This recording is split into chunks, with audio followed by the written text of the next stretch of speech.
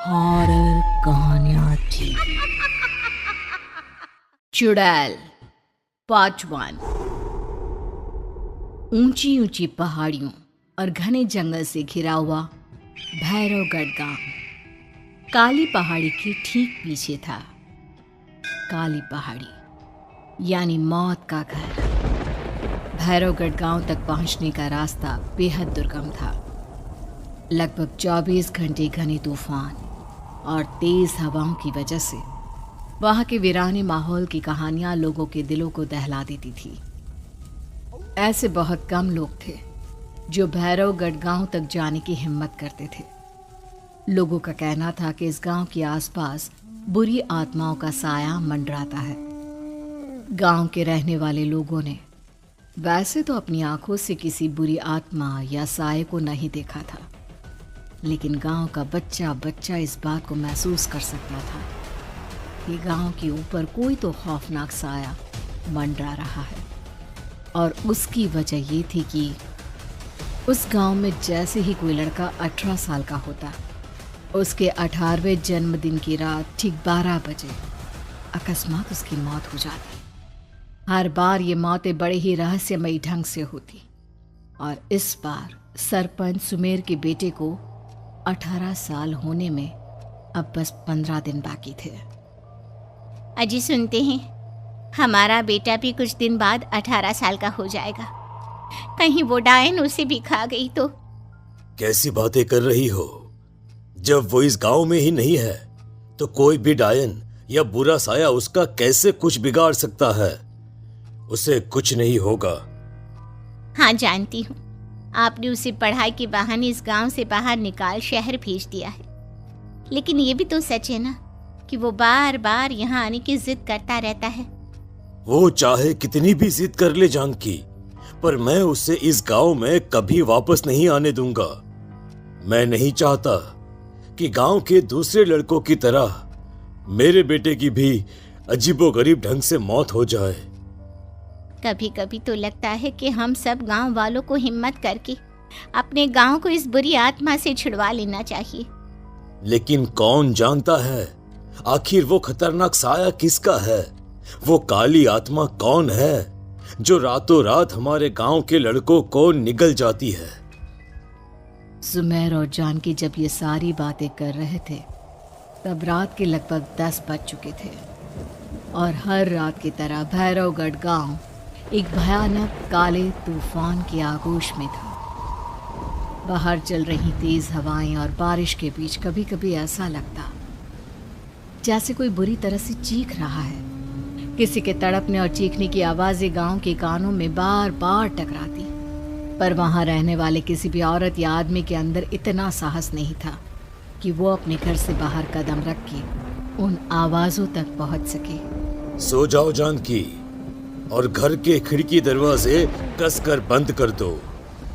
अब जानकी सब खिड़कियां ठीक से बंद करने ही लगती है कि तभी उसे अपने घर के दरवाजे पर जोर जोर से खटखटाने की आवाज़ें सुनाई देती है।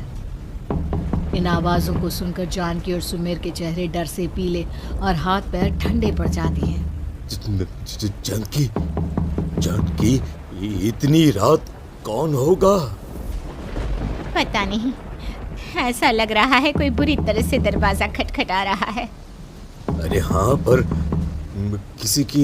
किसी की आवाज भी तो नहीं आ रही। क्या करूं? दरवाजा खोल लूं या नहीं? कहीं ऐसा ना हो कि किसी को हमारी मदद की जरूरत हो।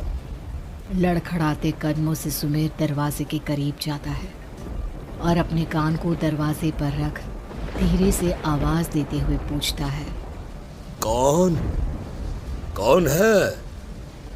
कौन है वहां? तभी एक बेहद डराने वाली आवाज उसके कानों से टकराती है। दरवाजा खोलो, दरवाजा खोलो, वरना आज की रात इस गांव में कोई जिंदा नहीं बचेगा।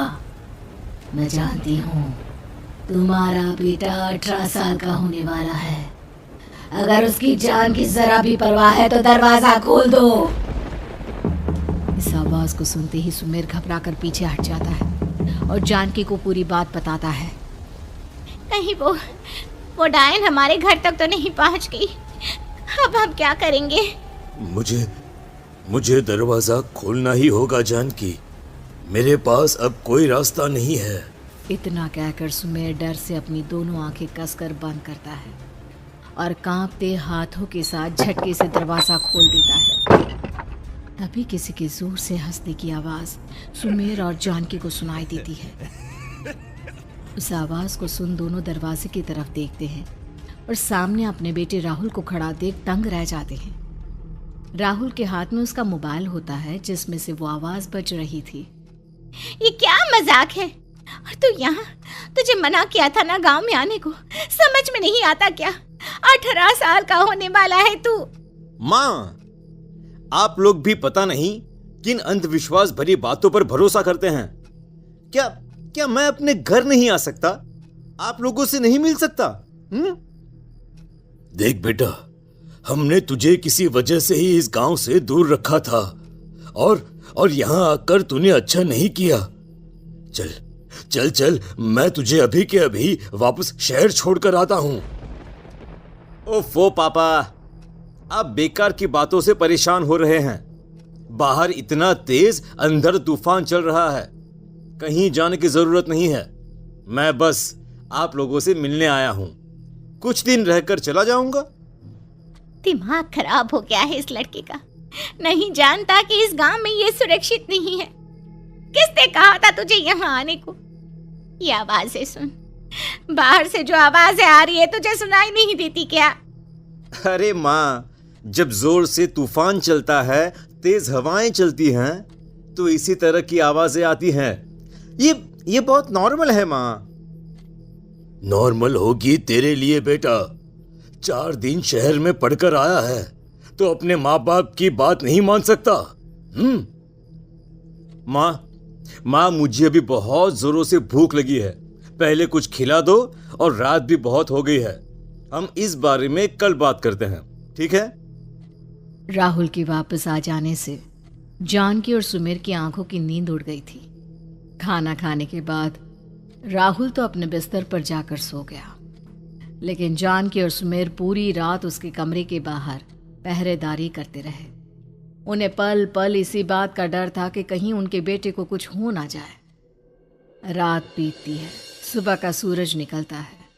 अब जैसे ही वो राहुल को नींद से जागते देखते हैं तो उन दोनों के दिल को सुकून मिलता है। अरे माँ, पापा, आप अभी तक यहीं बैठे हैं? क्या पूरी रात सोए नहीं? जिनकी जवान बेटी की जान को खतरा हो, उन माँ बाप को नींद नहीं आती बेटा। अब तो वापस शहर चला जा। देखो माँ, मैं किसी जरूरी काम से इस गांव में आया हूं, और वो काम पूरा होने के बाद मैं खुद यहां से चला जाऊंगा। काम? गांव में तेरा क्या काम है? पापा, मैं बचपन से ही इस गांव के बारे में बेहद डरावने किस्से सुनते आया हूं, इसीलिए अब मैं उन्हीं किस्सों के ऊपर डॉक्यूमेंट्री फिल्म बनाऊंगा। रिसर्च करना चाहता हूं कि आखिर सच्चाई है क्या। हे भगवान, लो जी, सुन लिया, और भेजो इसे पढ़ने के लिए शहर। मैंने आपसे पहले ही कहा था, मेरी बहन के पास दूसरे गांव भेज दो। ना ये शहर जाता और ना उल जुलूल की बात इसके दिमाग में आती। जानकी और सुमेर राहुल को समझाने की बहुत कोशिश करते हैं, पर वो किसी की बात नहीं सुनता और अपना कैमरा लेकर गांव की पास वाली काली पहाड़ी की तरफ निकल जाता है। अब राहुल जैसे ही काली पहाड़ी पर पहुंचता है, उसकी नजर पहाड़ी के ठीक बीचों बीच बनी एक पुरानी झोपड़ी पर पड़ती है। यहाँ भी कोई रहता है क्या? ये इंटरेस्टिंग होगा। राहुल की आवाज पहाड़ों से टकराकर उसके कानों में सुनाई दे रही थी। उसने चारों तरफ का नजारा देखकर वहां की तस्वीरें अपने कैमरे में उतारना शुरू कर दिया। तभी अचानक राहुल ने अपने कैमरे में खींची हुई तस्वीर को जूम करके देखा और उसमें उसे जो नजर आया वो देखकर राहुल की होश उड़ गए। क्या सचमुच उस गांव के ऊपर किसी बुरी आत्मा का साया था? क्या राहुल की जान बच पाएगी? क्या देखा था राहुल ने उस फोटो में जिसे देखकर वो दंग रह गया? इन सवालों के जवाब जानने के लिए देखिए इस कहानी का अगला भाग